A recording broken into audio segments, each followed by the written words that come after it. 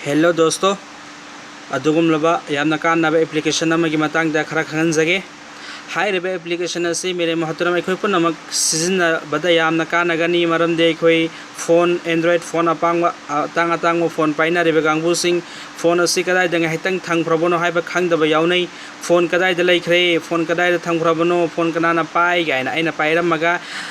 मोन मखारा थममगुम्बा ngaitang करिगुम्बा पोट अमगी मरमदा करिगुम्बा कदाइदनो ngaitang थममबदो काउनबदगी चार्ज तोरमबा नत्रगना करिगुम्बा फ्रिज मथक्ता करिगुम्बा फान अमगी मथक्ता करिगुम्बा गाड़ी की मथक्ता करिगुम्बा कनागुम्बगी मफमदा कनागुम्बगी मनाक्ता थनमबदगी काउनखिबा यावबा दुगुमलबा मतमदा अखोयना ngaitang काउनखिबा मांगनखिबदगी अतोबा फोन अमदगी रिंग खिंजलगा फोन अमतंग खिंजलओ नंबर असिनी गायना हाइनरागा रिंग खिंजलगा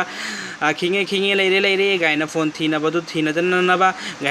दुगुमलबा मतमदुदा आइना आइगी खुपाक असे अहुमलक ताक ताक ताक गायना खूबदा फोन मसाना आई फोन सिदा लेरे गायना ट्रिंग ट्रिंग गायना खिंगनबा दुगुमलबा आइगी फोन कदाइदा लेख्रमो गायना लावदो फोन मसादुना आई सिदा लेरे गायना रिंग से खिंगनबा वाइब्रेशन ग सिनिगतना लाइट के से थलकना तौबा यामना कानबा एप्लीकेशन नि अदुगी मतंग ना खुंगसी खरा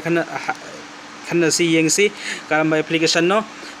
प्ले स्टोर डायरेक्ट थीबियु प्ले स्टोर चंग करी है थीगनी क्लेप टू फाइन हाइरेब क्लेप टू फाइन से थीरबगी मतुंगदा असुमना इंटरफेस लाकनी आइगिरी डाउनलोड तौरगा लेरबनी ओपन हैन लाए अदुगा डाउनलोड तौबिरो मसिगिसी डाउनलोड तौरबगी मतुंगदा इखोय कमेंट तौगनी अहानबा ओपन तौबिरो ओपन तौर मतुंगदा कम तौरनी अखोय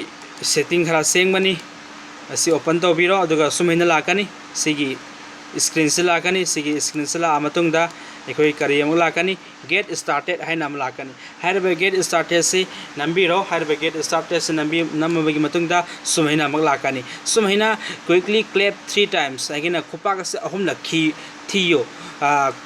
खु खुपाक अहुम लखुरब मतुंगदा अखोयना सुमैना खुपाक से अहुम लखुरो अदुगा मसाना सुमैना इंटरफेस अमा लानी सुमैना स्क्रीन ला मतुंगदा अखोयना येस तौबिरो येस ता क्लिक तौबिरो येस ता क्लिक तौर मतुंगदा मथंग अखो करी लानी सुमैना स्क्रीन अमुक लानी सुमैना ला मतुंगदा put your device to sleep and quickly click 3 times device will ring तो ओके नंबीरो ओके दा क्लिक तौर मतुंगदा सुमैना अमुक लाकनी ओके दा अमुक नंबीरो हाइरब ओके दा नमबगी मतुंगदा अखोय सेटिंग दा सुमैना अखोयगी मथक्ता लैरिबा अखोयगी 3 लाइन से सिदा नम मतमदा अमतंग नंबियो सुमैना लाकनी सुमैना लाकपसरा अखोयना सेटिंग दा अमतंग क्लिक तौबियो सेटिंग दा नमबगी मतुंगदा अखोय सुमैना लाकनी सुमैना लाकपसदा आइना इनेबल व्हेन साइलेंट सिगिसी यारे साउंड टिक तौबियो फ्लैश अखोयना फ्लैश ngalhanningbra टिक तौबियो वाइब्रेट खिंगहनिंगब्रा मसी टिक तौबियो मसी टिक तौबना फगनी वाइब्रेशन खिंगकपा ग्रंग ग्रंग गायना ngangpado फोन सिदा लेरे गायना खंगदोइनेबा अदुसरा टिक तौबिरो फ्लैश गसिन नुमिदांगना थीरगदि मसाना लाइट कना ngalaktana गायना हेक्ता खंगबगी मोंग द फोन गसिन अंथोरकपा गाय दु पामंगमनी ने अदुसरा टिक तौबिरो असुमना आइना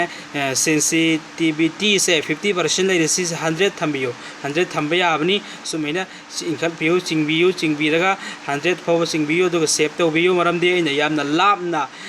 लैखे मतमदा आइना खोंजेल पिरकपा मसुंग खोपा खरक मतमदा महागना फोन मसाना आइसिदा लैये गदोमदनो थिबिरदु गायना हायरकनाबा अदो सुमैना इंटरफेस लाकनी सुमैना इंटरफेस ला मतुंगदा कमेना अखोय कदोगनी अखोयगी मसिदा यावरिबा रिंग असे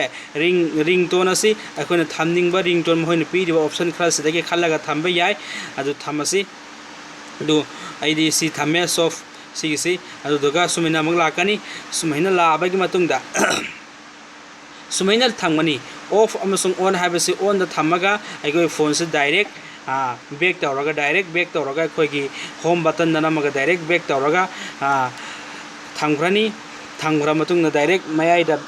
नमगा सुमैना फोन से थंग्रगनी थंग्रगा अखोयगी मथक्ता कई थोकनी सुमैना रनिंग